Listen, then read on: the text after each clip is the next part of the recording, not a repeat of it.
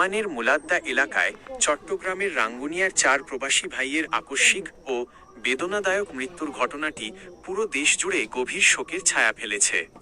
সামাজিক যোগাযোগ মাধ্যম ও বিভিন্ন মহলে এটি নিয়ে নানা আলোচনা তৈরি হলেও ওমান পুলিশ এবং বাংলাদেশ দূতাবাসের দেওয়া সর্বশেষ তথ্য অনুযায়ী মূল বিষয়টি নিচে তুলে ধরা হলো। মৃত্যুর প্রকৃত কারণ ও প্রাথমিক তদন্ত। ঘটনাটি ঘটেছিল গত 12ই মে মঙ্গলবার রাতে। ওমান পুলিশের প্রাথমিক তদন্ত এবং সুরতহাল অনুযায়ী এটি কোনো হত্যাকাণ্ড বা পরিকল্পিত অপরাধ নয়, বরং একটি মর্মান্তিক দুর্ঘটনা।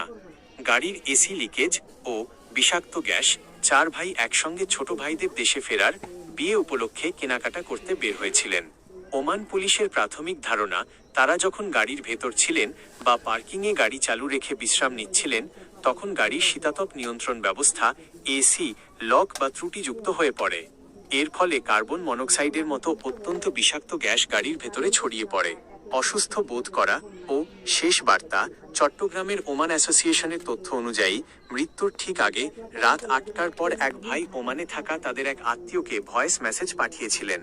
সেখানে তিনি জানান যে তারা গাড়ির ভেতরে প্রচণ্ড অসুস্থ বোধ করছেন এবং গাড়ি থেকে বের হতে পারছেন না।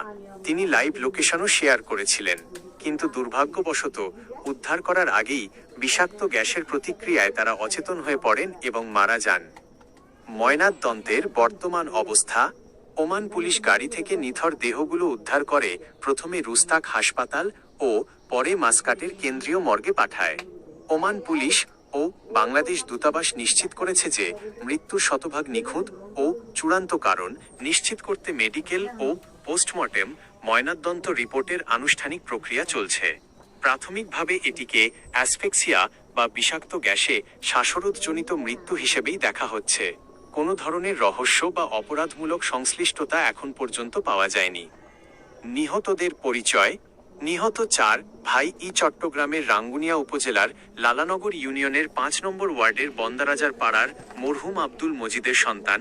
1 মো রাশেদ, 2 মো শাহেদ, 3 মো সিরাজ, 4 মো শহীদ।